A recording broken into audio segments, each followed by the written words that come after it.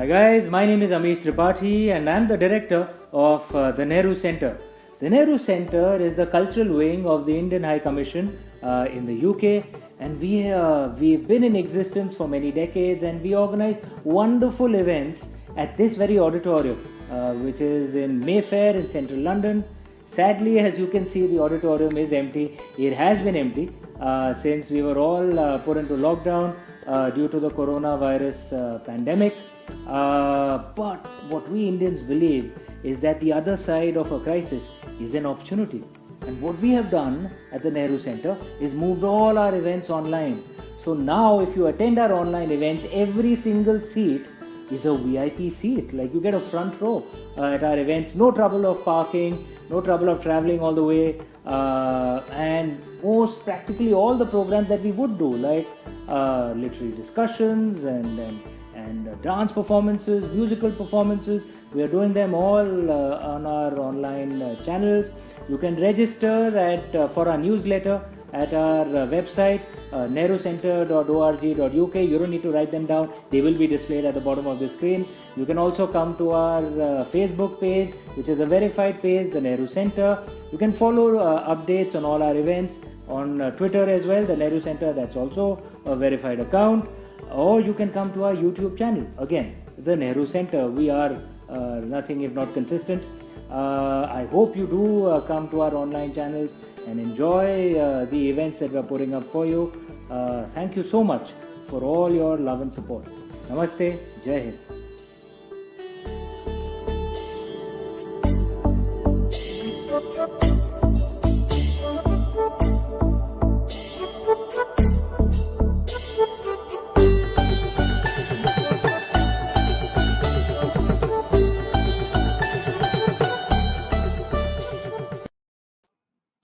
Namaste.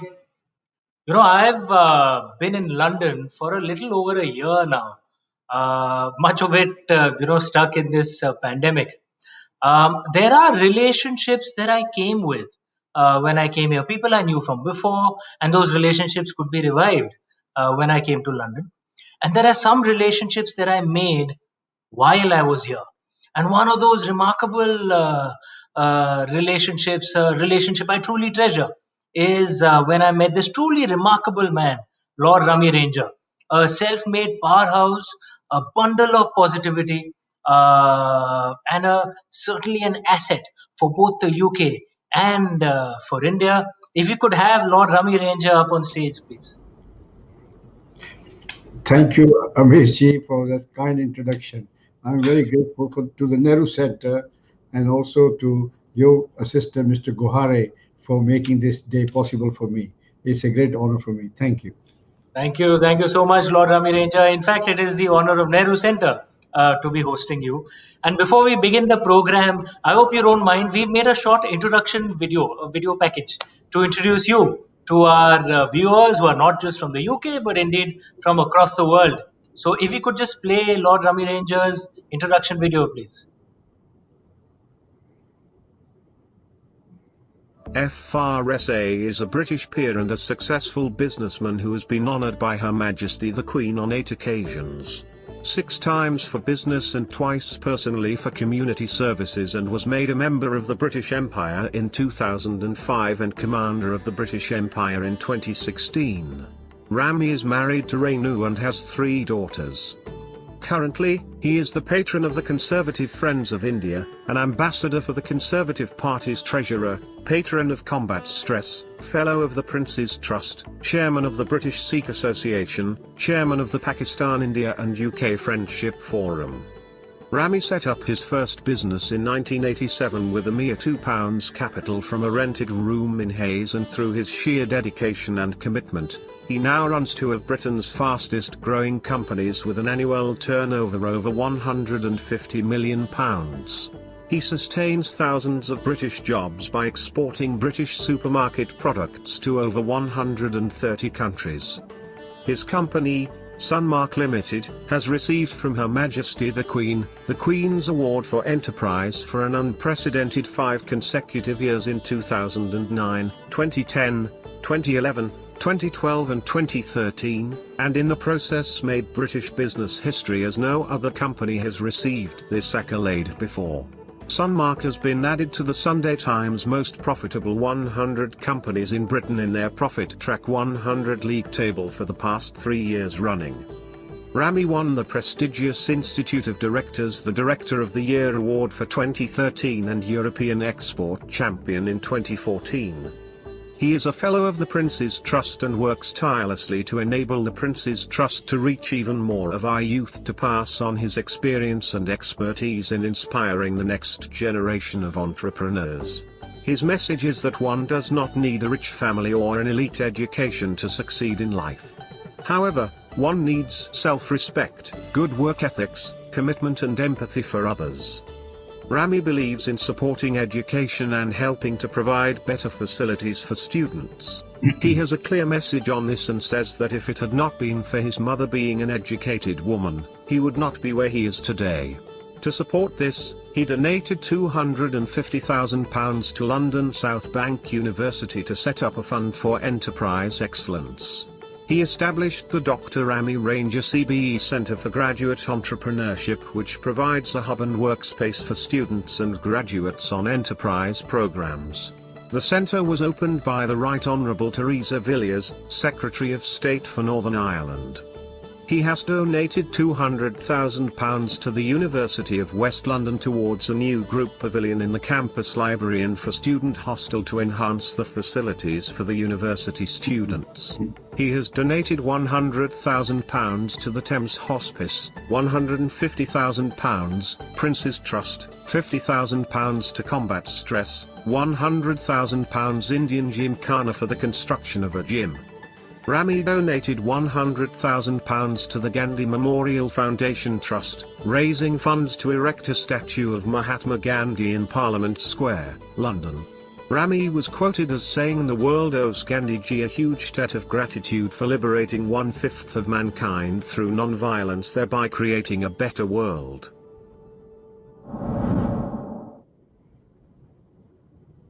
What a remarkable set of achievements. How do you find the energy to do all this, Lord Ranger?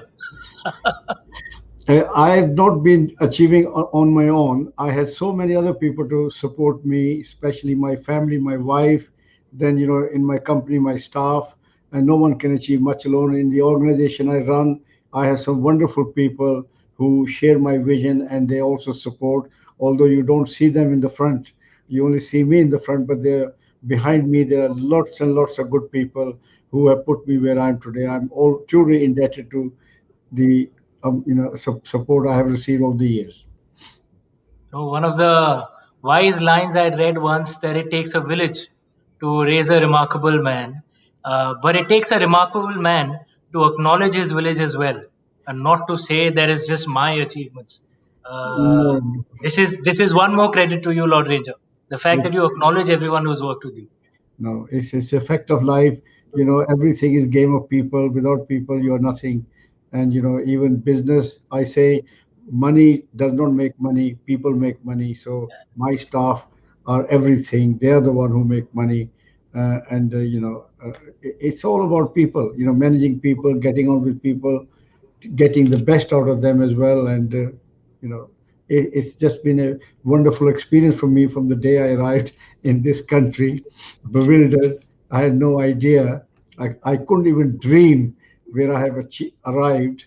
That was even impossible to dream that one day I'll be sitting in House of Lords with cream de la cream of Britain. So there you are. God acts in mysterious way. I think it must be the blessing of my late mother. I mean, she was a remarkable woman who brought us up.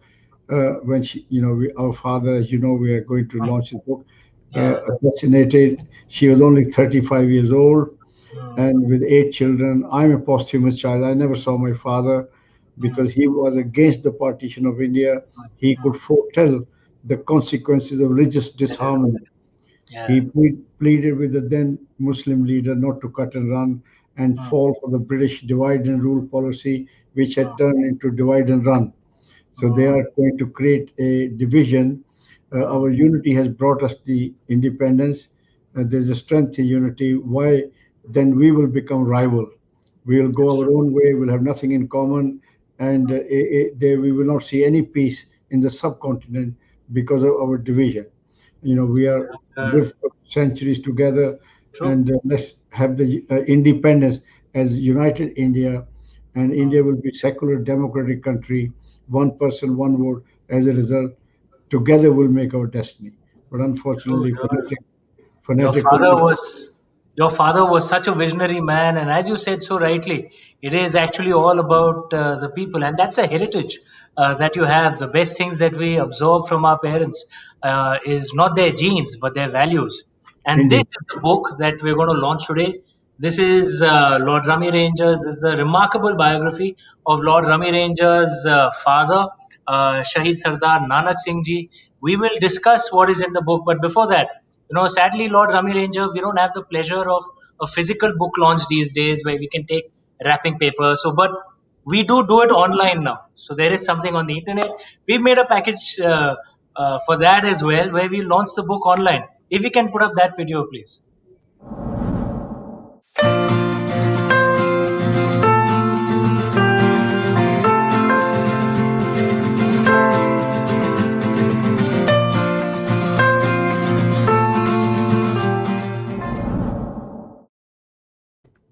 Thank you, sir. Thank you. Lord Ranger, if I can just start off the question with one thing that comes across so clearly when I read of your father, um, is his patriotism. The belief in an Akhanda Bharat, an unbroken an unbroken India. His inspiration from Mahatma Gandhi, from Jawaharlal Nehru, from indeed from Master Tara Singh. The noble Sikh leader.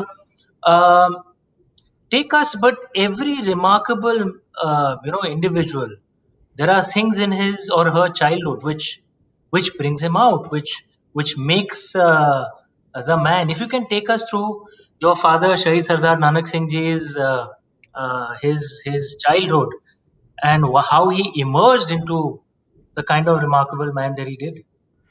First of all, he was a very bright student. He was the only son, very intelligent person. He always achieved first division wherever he went. He was a double graduate. He was BSc honors, and then on top of that, he was LLB.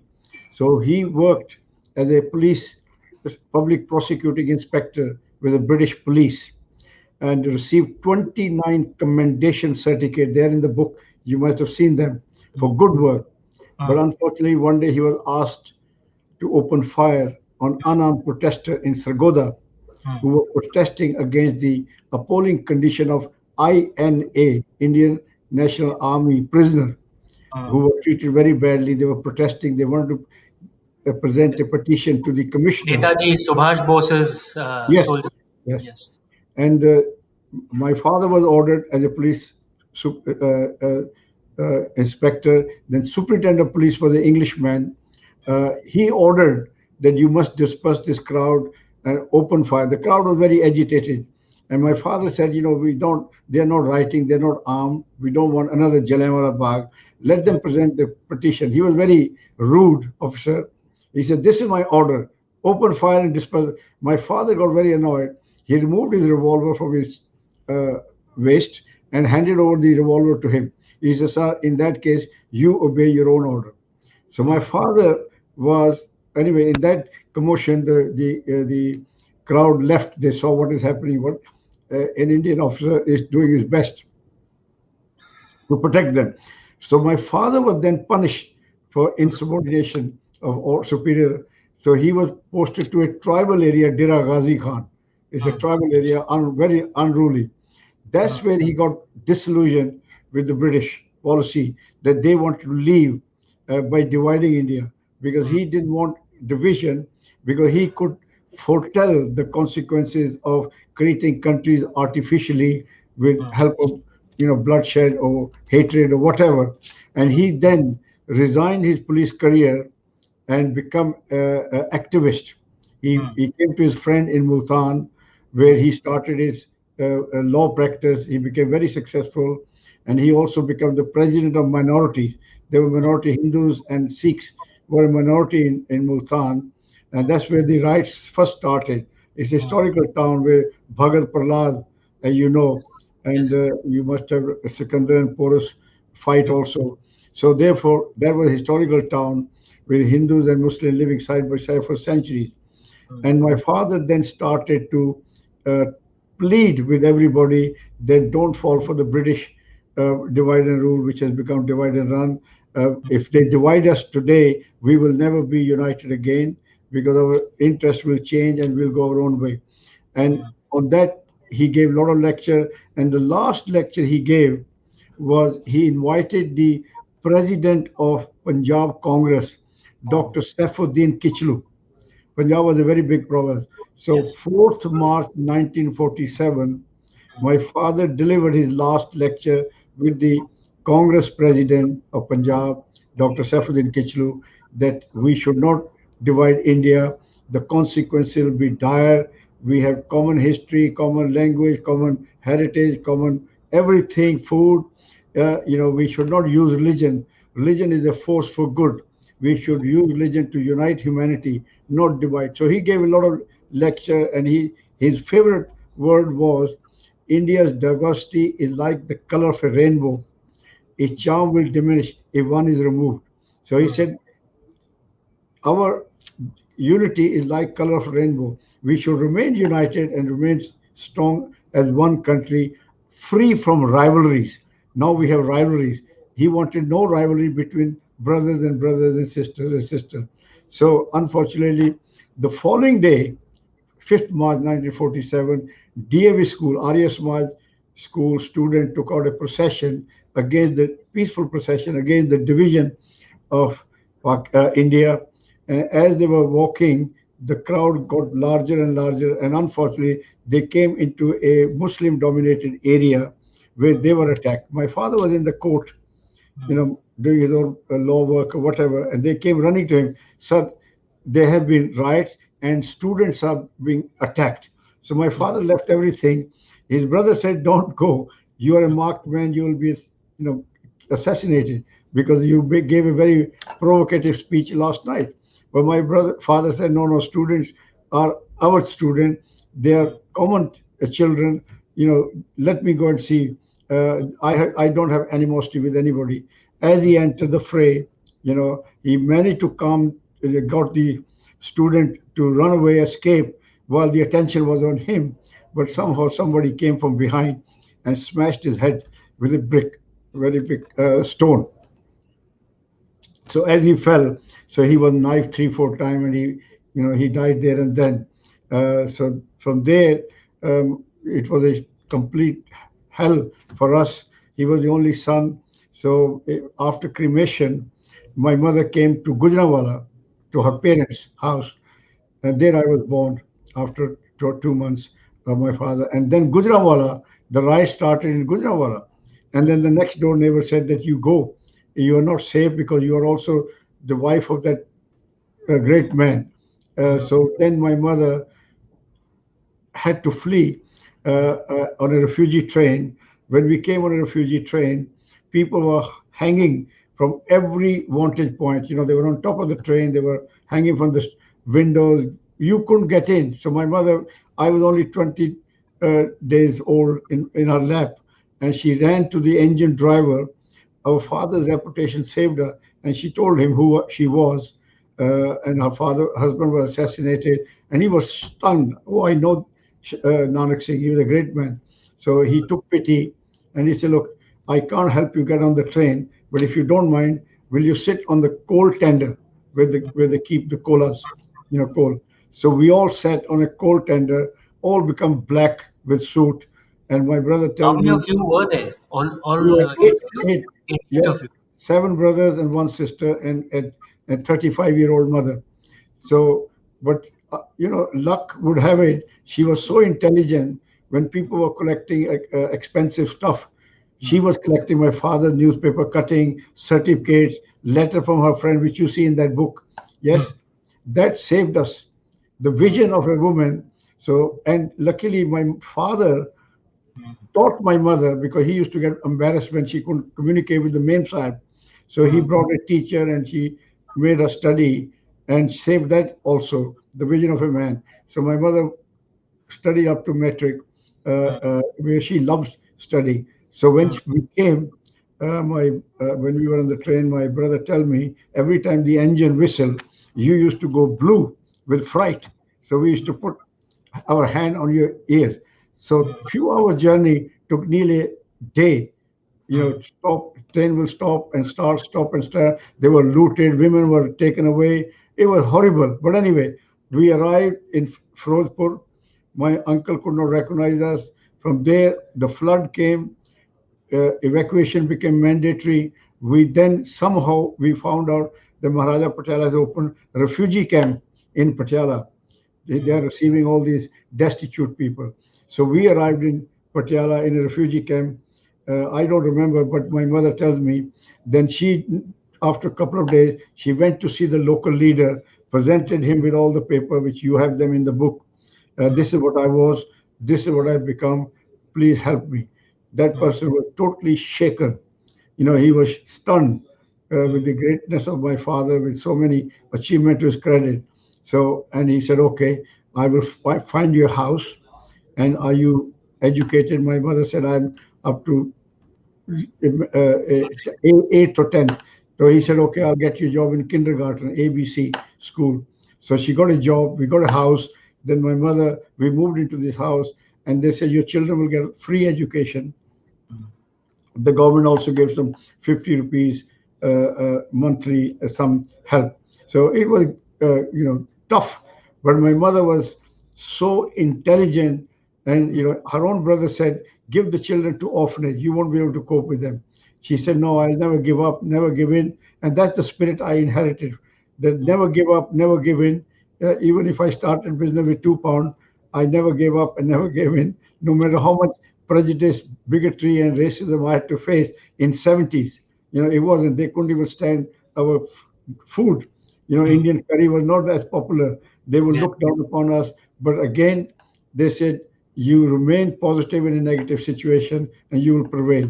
And I always never blamed anybody, and never, I said, we will be the best among the rest. We will work extra. All these Indian, I wasn't alone, they overcome their handicap by going the extra mile. They worked few days extra. If English people work 5 days, they work 6 days, 7 days, 8 days, like that. Or three, they work 10 hours, we work 15 hours. So we compensate our drawbacks by extra working. But rather than complaining or finding fault in other, we try to improve ourselves. And the result, the Indians are now a very positive force throughout the world. All the blue chip companies are run by Indians, the doctor, accountant, professor, teacher, nurses. We are exporting throughout the world because the Indians are now recognized as a very positive force. And I'm very proud that I come from that country, from where you heard Mahatma Gandhi, who inspired the whole world. And I got that leader when I had the opportunity to do something for the statue in Parliament Street. I was the first man to give £100,000 because without his sacrifice, his campaign, or whatever he did, I wouldn't be sitting in front of you or so many Indians today enjoying equality and punching above their weight for humanity. They would not be contributing to the world as we are contributing. And Gandhiji not only inspired Indian people, but he also inspired the civil rights movement in The America. US.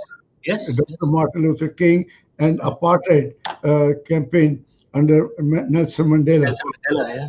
So, we have actually, the Indians have leaders, especially Gandhiji, has shaped the world, modern world as we see it. So I'm very proud and privileged. So thanks to my mother, she could not give us money, but she instilled the right values in us. And, the same mother gave 5 of her sons to the defense of India. They fought 3 wars with Pakistan, and she was declared the proudest Indian mother for giving 5 of her sons for the defense of India.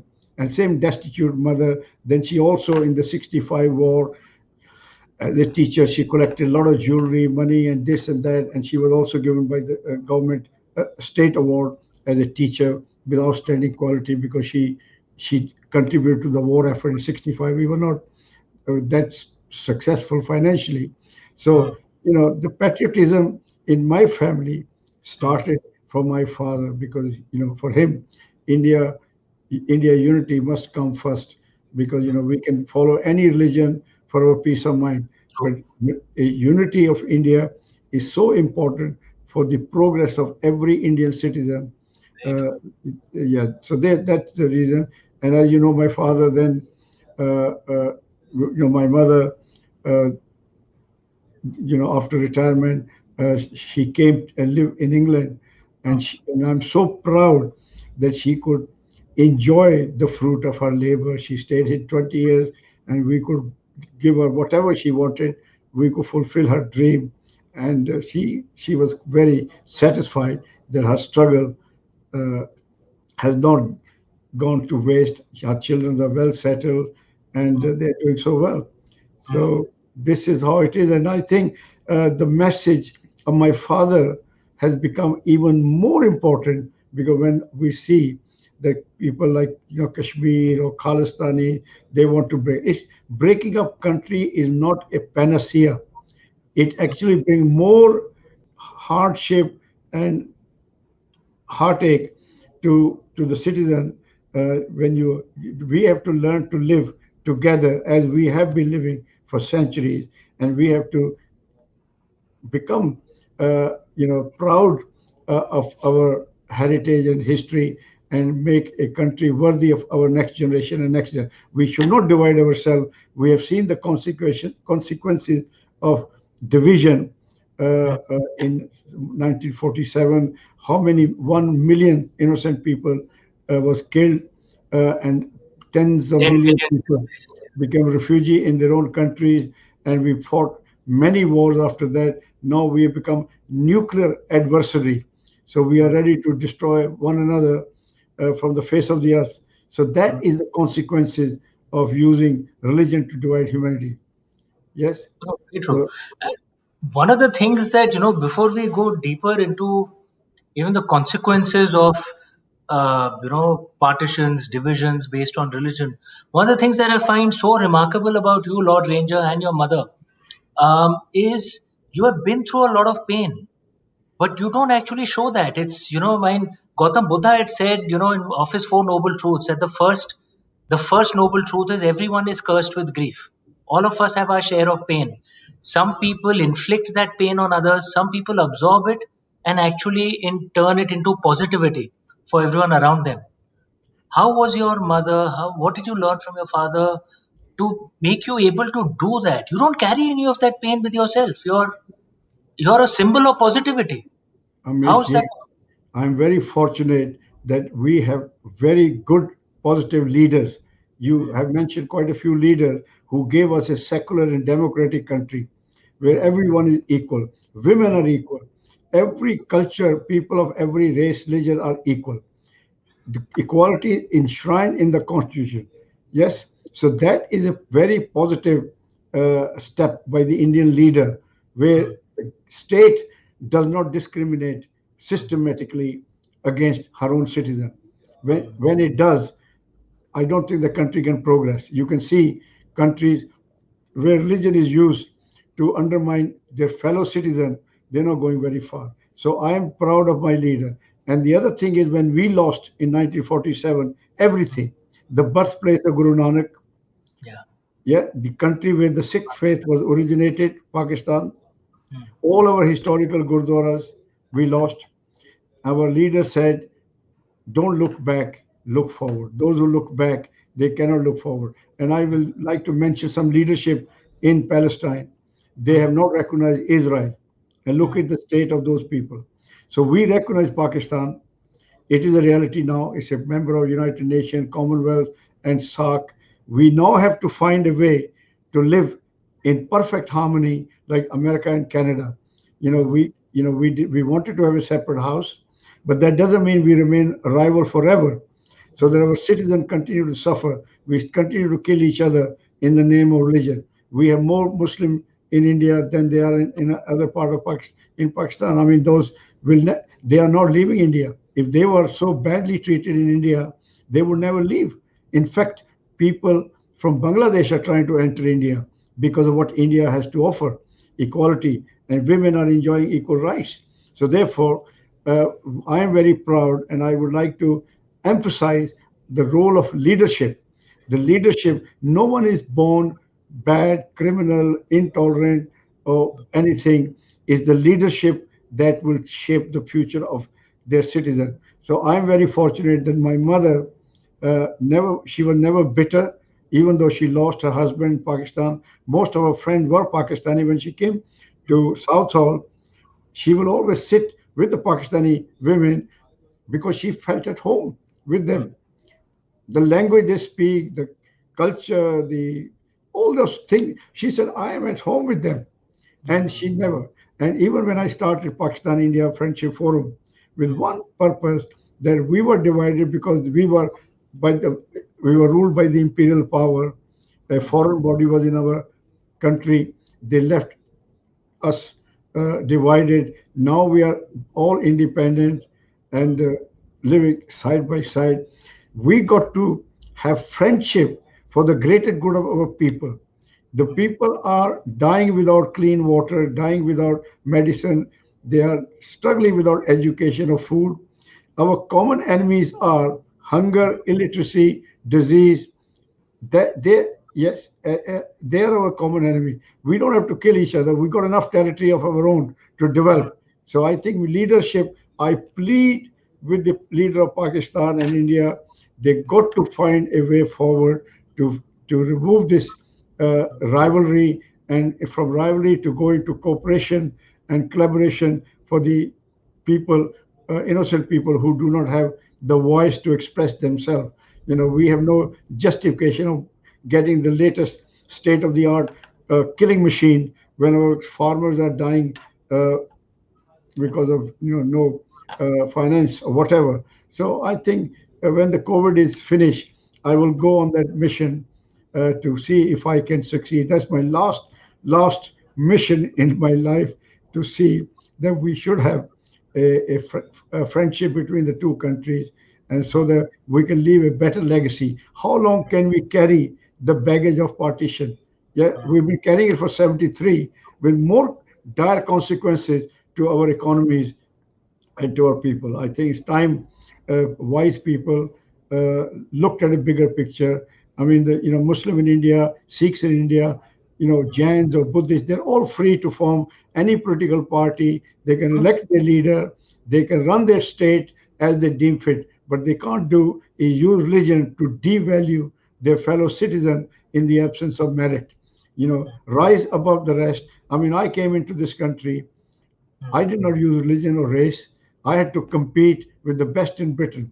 When I became the Institute of Director of the Year, competing 600 British director to compete with them, that was one of the greatest moment of my time when they announced my name in a hall.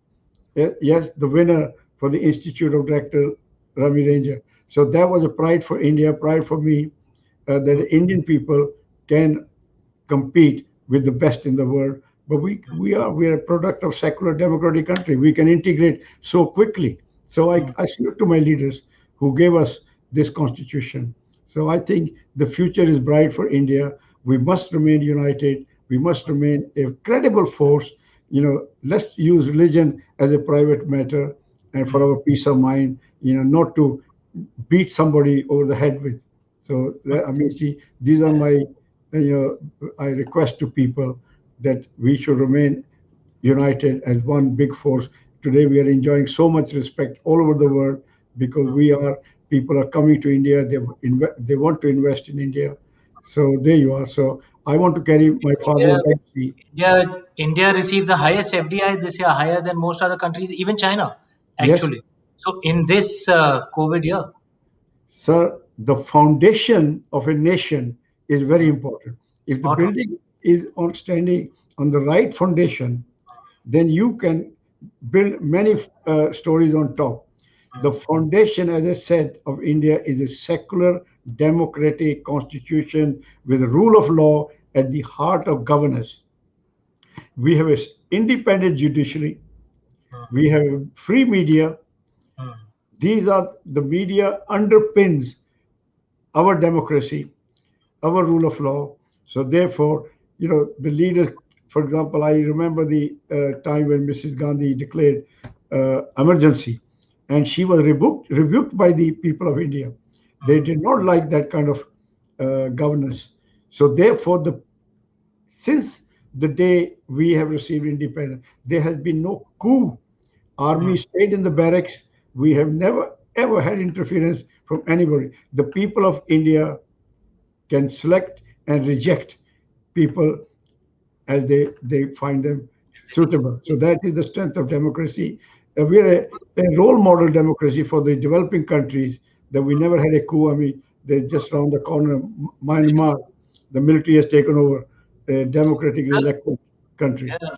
On the Indian community here, if you have a few words on them, because you're a role model for the Indians in British, and as has been said very often, including by the Prime Minister of India, that the Indian diaspora and the UK is a living bridge of friendship between the UK and India. A few words on the Indian community and diaspora here. So, Vijay, you have said it very right. India is a landmass. People of India are the people of India. They represent India. You do not see India a land. You see the people of India representing that land in the countries of the world. Each one of them are an ambassador of their mother India. Their action and deeds will reflect upon the other Indians. So I always say that you have a responsibility of your country, your countrymen or women. Your action must never. For example, if today, because we behaved ourselves, there was a time when I wanted to get a loan from the bank for my first business. He looked at my plan. He said, "No, I'm sorry, bank can't afford. Bank, I don't. It is a very ambitious plan. The bank can't support it." I've been with the bank for 20 years, and I was shocked. Then I remember my mother's word, "Son, the world runs on the basis of good people. You will always find somebody who will help you." I walked to another bank and I said, "I want to see the bank manager," because I had the money deposit. I wasn't asking too much money to borrow, 70%, which is the norm. And I had security in my house, and my business plan was very good. I said, "How the hell he knows about my capability?" Yes. So therefore, I'm not going to take no for an answer. So I went to another bank. He said, "Sorry, I can't see you. I'm busy." Then a third bank. The fourth bank manager came out. I said, "I need your help." He said, "What happened?" He said, "I've been with the bank manager for 20 years. I never overdrawn. I've got saving. I've done this. I've got a very good business, a property. I need to buy this property because if I don't buy it, I cannot expand my business because I'm working in a shed. They close at 5 o'clock. Yes, in a Abbey self-storage, where people buy £100. So I said, I need freedom. So he never asked me a question. He looked at my face. I was looking whiter than him, by the way. So he said, "How soon you want the loan?" I said, "Within a week." He said, "Okay, you get it." So I remember my mother's word, "Never give up, never give in. You will find somebody who is willing to help you." And today I am, as I said in the outset, that I am here because so many people have helped me along the way. When I was going for a job interview, they trusted me, even though I had very little experience, but my enthusiasm, my commitment, my assurance to them, they bought, and I never let them down. Yes, because so that was also people helping you, and I can always say that efforts are, my mother used to say, efforts are in our hands, rewards are in the hand of God. We must do our best and leave the rest to the Almighty. Yeah, and that's how I am here today, and all because of my influence of my mother. She was amazing woman, and she had she will always turn to Gurbani for solace and strength. And whenever, I mean, she went through hell. Lost her husband at the age of 35, lost her ancestor home, country. All her relatives become refugees. Nobody could help each other. She will go out to, rich people, get their cast off clothes, bring it to fit us somehow. Oh, it was very difficult time, but I can laugh about it now. But it wasn't funny when we were going through. We had no idea when the next, sometime my brother had to skip exam because we didn't have enough money to pay for both exams. So that's how we done what we are here as a testament to a great woman and the inspiration of our illustrious father who stood and who died for a right cause. He could have died of cancer or blood pressure or heart attack or whatever. But I'm so proud that he died for the unity of India. The Punjab government has put a statue in Amritsar. There's a road after his name, and also his picture is in Martyrs Gallery in Golden Temple. So what more can a man ask? His statue will be there long after we are gone from this world. So what a great legacy of a freedom fighter. As somebody said, freedom fighter, they never die. They just leave their amazing legacy. So I'm very proud that my mother, my father gave up his life for a cause, and my mother stood the test of time and challenge and made sure that her children are well settled. And I'm here trying to do my bit, whatever I can do.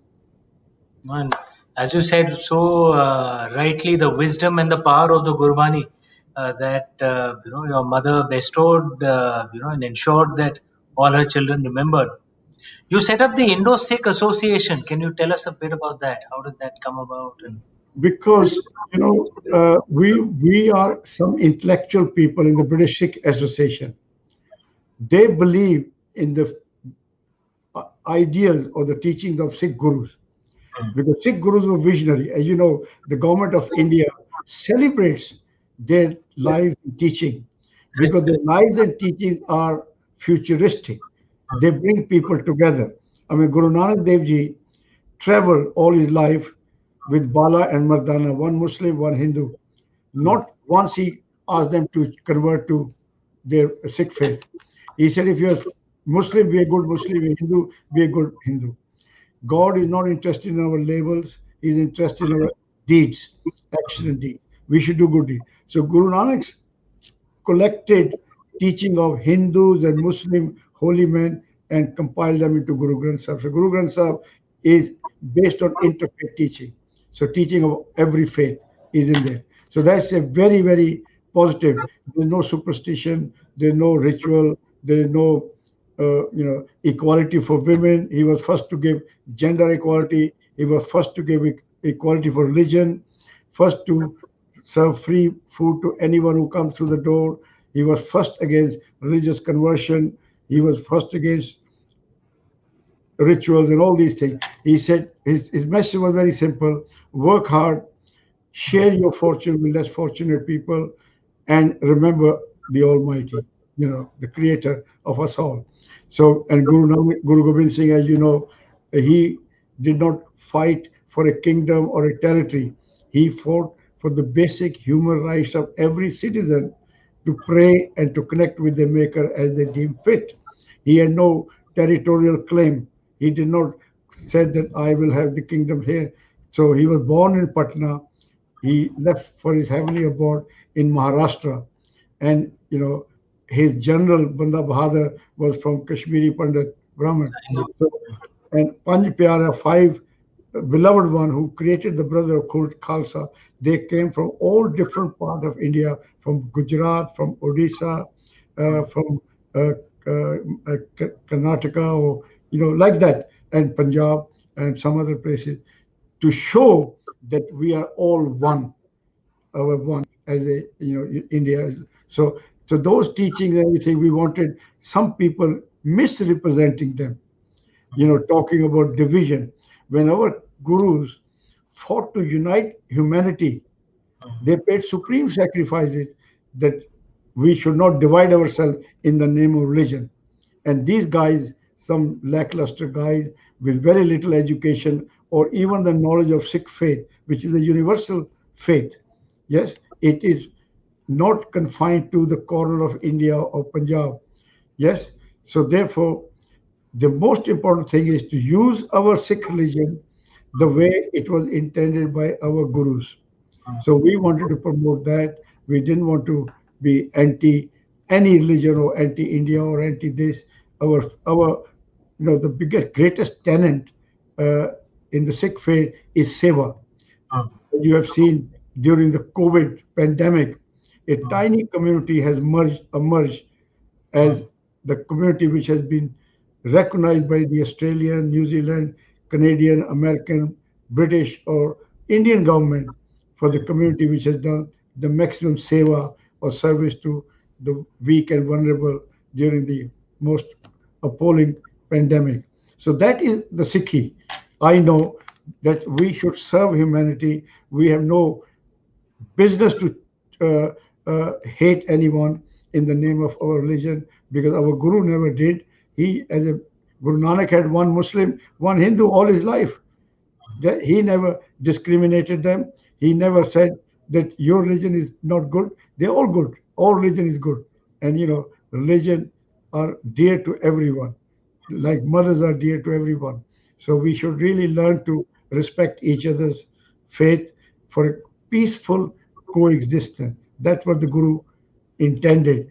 That Guru said you should have a peaceful coexistence in a harmony, working together. I mean, anybody can go to Sikh Gurdwara. Nobody will ask you a question what faith you are. So British Sikh Association aim to promote the teaching of our illustrious gurus and also to remember the illustrious history of the Sikh soldiers in the First World War, Second World War for the king and empire. A tiny community made a disproportionate contribution to the war effort. So these are good things we want to do under Celebrate through this association. And what is the Hindu ball that you organize? I haven't seen it. I've been here just for a year though. in line with the teaching of my guru that every faith must be respected. We were very disappointed when Lord Rama, Lord Krishna started to appear on T-shirts, carrier bags, shoes, even toilet seat. Yes, and Toilet seats. My yes, God. When because did they this? had no idea, these people, that what is the Yeah, that significance. is not appropriate. Yeah. Yeah, this even very recently we wrote to Amazon. There were Lord Ganesha on the bath mats. Yes, On so part mats. yeah, My people God. have very little idea about the Yeah. importance of these deities we have. Yes, because they have given peace and Yeah. solace to us for thousands of years. So we thought they said you have to educate people. So we did a ball just to celebrate the contribution of Hindus in enriching Great Britain economically, culturally, financially, politically now. They're doing so. So they should know. And then we did this ball 2007 in Parkland Hilton. We had 750 guests, 30, 40 members of parliament, just showing them how positive the Hindu community is. They educate their children and they're high achiever, and also they look after their parents. You know, their old age pensioner. They live with their family, and they commit very low crime. They coexist peacefully. They're not commit that many crime, violence. All these positive things we gave them, and then they agreed to have a Hindu advisor on the government body to tell them what is appropriate and what is not appropriate. So we have been able to get that out of the way. So Wonderful. My applause to you for that. And this truly shows, multi-faith, multi-religion partnership, Hindus and Sikhs, when you yeah, partners and working together. amazing when you respect other people's faith, you in fact respect your faith, which has True. taught you this. When True. Very. if I hate somebody's faith, Hmm. what do you tell about my faith, which has taught me that I should spread hatred? So it's not good because you will consume yourself in hatred rather than living in harmony. So it's good. Every Nice. faith is equal. Such wise words, Lord Rami Ranger. As you know, I'm a Lord Shiva worshipper. So I of course have a murti of Lord Shiva in my puja room. But I also have a picture of Guru Nanak Dev Ji. And to me that is, that is our way, that we must respect all paths, always. Did you know Guru Gobind Singh's song, De Shiva Var Mohe, Yeah, correct. Shubh Karmo Se Kabhi Na Daru? Yeah. So it's, it's always good to respect every god. That's what I said. It will give you a lot more peace than being negative. Very true, very true. Such wise words, Lord Rami Ranger. And I could keep talking to you for hours, you know that. But I think we'll open up the space for if anyone has any questions to ask anyone from the audience. I see a lot of comments coming up, but in case there are any questions that come up before that, Lord Rami Ranger, if I could ask you one more question, your perspectives on the future of Indo-UK relations, especially with the government bonds seem to be strengthening strongly now. Economic partnership can grow. How do you see the future? What are the opportunities here? And what can we, all of us, who are either from the Indian diaspora or Indians indeed who are in the UK, what can we do to strengthen these bonds? Amish ji, this partnership is made in heaven. I tell you why. First of all, we are both liberal, secular, democratic country, rule of law. We share each other's values. Unlike China, they do not have worries. The Indian people will be spying, undermining their interest in Hong Kong, Taiwan, South China Sea, claiming territories. Even though the Chinese have already laying their claim in India. That's their expansionist policy. So the viruses came from China. They never disclosed. It's a closed shop. There's no freedom of press. I always say, if you want to forge a relationship with any country, first see how they treat their citizen. Look at the way they're treating Uyghur Muslim. Millions of them incarcerated in concentration camp. What kind of country is that? You will not find this kind of behavior in India against any minority, anything. In fact, India has a minority commission headed by a Muslim to make sure that the minorities in India are protected, looked after, because India cannot progress if any section of her population is left behind. So therefore, we share each other's values. So, and also we are no stranger to each other. We have a history of over 200 years. As I said, we fought in two great wars together. We are influenced. Language English is spoken by most of the Indian people. Yes, UK is ahead in many fields, and India provides a scale of manufacturing, as we have seen with the COVID vaccine being produced in India. A tiny country cannot have the scale of production. India is the largest buyer of arms in the world because of, as I just mentioned, China. So we need to buy, but India doesn't want to buy. India wants to manufacture. So the British company, their defense industry is shrinking day by day.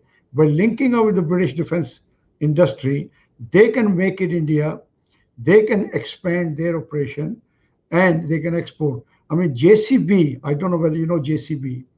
JCB, the earth moving equipment. Yeah. Yes, JCB, yeah. They have moved their production in India. Now they're exporting their earth moving machinery to 90 countries.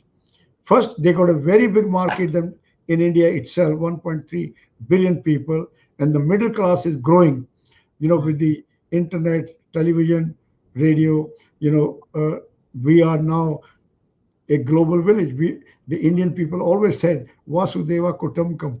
So what they said is coming true. So therefore, the travel are so fast. Look at this pandemic has brought us so close to each other. I have never been busy on webinars from India, from Canada, from America. It is the pandemic has in fact brought us very close through technology. So the Indians have been used to British iconic product like Scotch whiskey, biscuit, fashion clothes, designer clothes, all these good products, from so they have a huge market already. So an Indian can come to Britain and become a global player. the Indian company are already investing large scale in UK, and UK companies are investing large scale in. It's happening. So it's a matter of time when we'll have a free trade, and that will be win-win situation. The supermarket like Tesco has already gone there, Walmart is already gone there. Tesla is going there. The Microsoft research center in Bangalore, yes. So, and the mobile phones, the second biggest producer in the world after China, India, and people are wary of China because the cheap is not always cheap. I'm always pleading to my Indian leader that we should have a list of all the products we buy from China and ask Indian companies to make it because they're not high-tech product, and we should make it and we should start exporting. And India has a lot of goodwill in the world. I mean, with the COVID vaccination, free gift to so many poor countries, India has emerged as a true leader of the developing country. So it's all positive, all positive wherever. And I'm very proud to belong to a country which is always doing good for others. No, and as you said, in terms of drive and capability, Lord Ranger, when the pandemic emerged in the first 2-3 months, India didn't have enough PPEs and masks because everything was imported from China.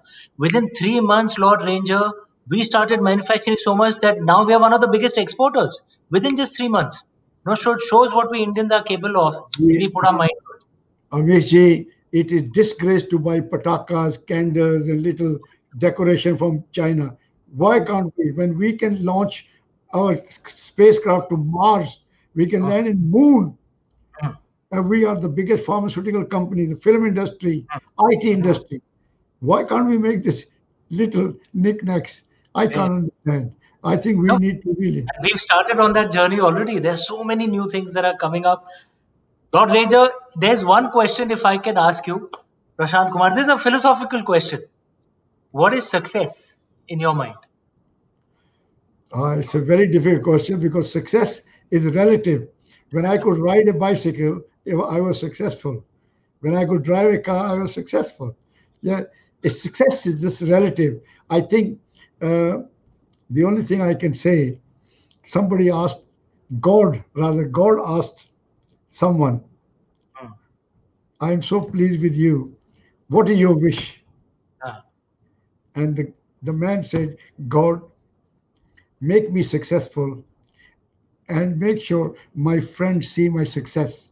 So for me today, God has given me the success, and I'm through your medium, my friends are watching me and probably feeling happy that with their support, I am standing here on their shoulder, and with the help of my family, my staff, with so many good people. I always say that you look at a flag on a building, but you don't see the invisible wires which keep that flag upright. So I am such a lucky man that I'm that flag, but there are so many people, holding me to keep me upright. Lord Ranger, there is a lovely share I had heard once, which truly applies to you. खुद ही को कर बुलंद इतना कि हर तदबीर के पहले खुदा खुद बंदे से पूछे बता तेरी रजा क्या है. You truly represent. You truly represent that, Lord Ranger. I can clearly see you're proud of the UK, you're proud of India, but let me tell you, as an Indian, India is proud of you. We are so proud to have this relationship. We are so proud to have someone from our land who's come to the UK and done such good work, and who is truly a representative of the living bridge of the Indian community here, which is an asset to the UK, which has added so much to this great land as well. Indo-UK relations will prosper, and you, Lord Ranger, I'm sure will continue to remain at the very heart of it. Thank you so much for gracing the Center platform. I'm indebted to all your team and Vaneet and Mr. Gohare and Archana and all those people who have been behind the scene making sure this video with this program is successful. So thank you. Jai Hind. Thank you, Lord. Jai Hind. Jai Hind.